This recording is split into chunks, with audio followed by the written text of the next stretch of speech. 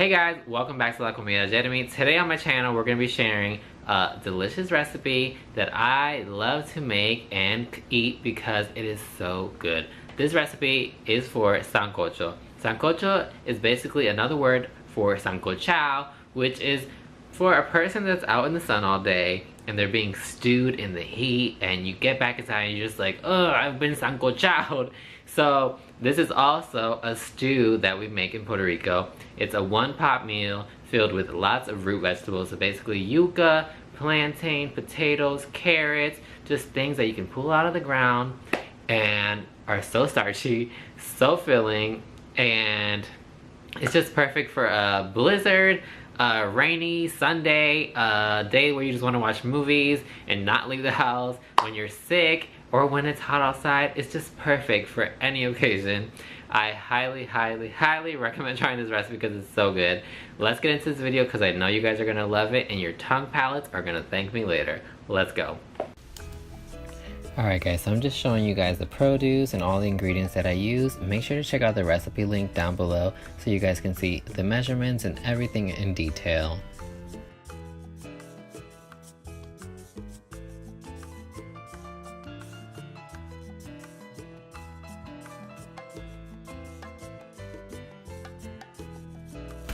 Now I'm going to show you guys how to cut plantain. If you've never cut a plantain before, we're going to go ahead and start by cutting off the ends, and then we're going to score it down the middle on 3 sides of the plantain, and then we're going to use a butter knife to peel it back a little bit, and this is just going to help us peel off the skin very easily.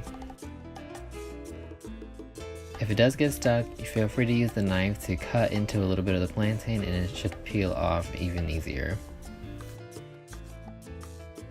When the skin is darker, it peels off very smoothly and much better than it would with the green skin.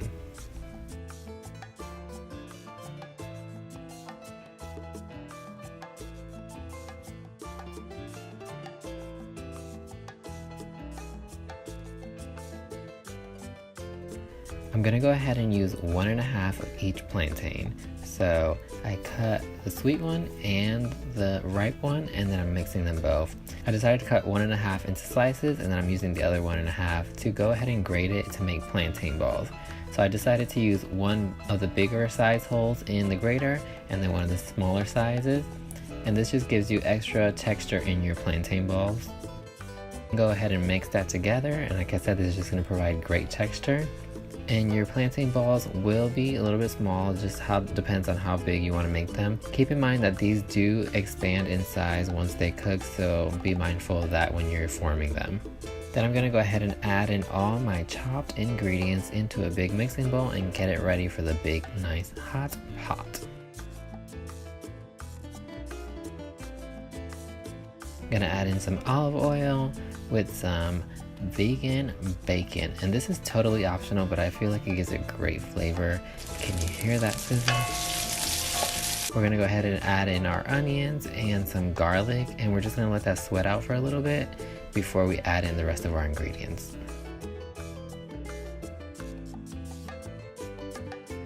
Then we add in our sofrito, a bouillon cube, some tomato salsa, and our seasonings, and we're gonna mix that up a little bit and get that bouillon cube kind of crushed up, and then mix it with all of the onions, garlic, and vegan bacon, and then we can go ahead and add in the rest of our ingredients.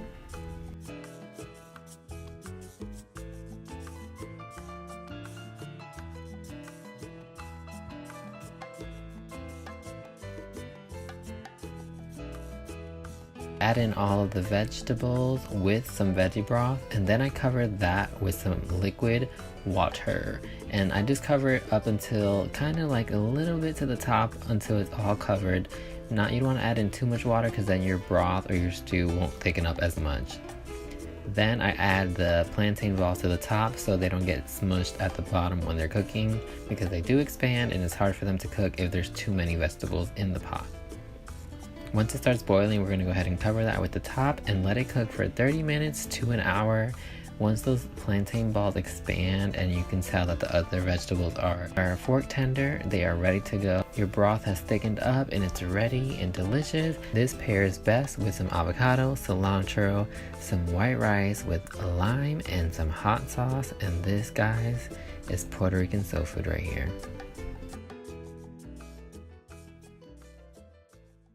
Alright, there you guys have it. A delicious vegan sancocho recipe that I'm sure you, your friends, and your family, and anyone else in your life will enjoy no matter what the occasion. If you guys decide to try out this recipe, make sure you follow me on Instagram, post a photo, and tag me. I will be sure to check them out if you guys do. Make sure you guys also check out my website, lacomidadejeremie.com. Subscribe down below if you're not subscribed already, and hit this video with the thumbs up button if you liked it. I will see you guys in the next one. Enjoy. Bye.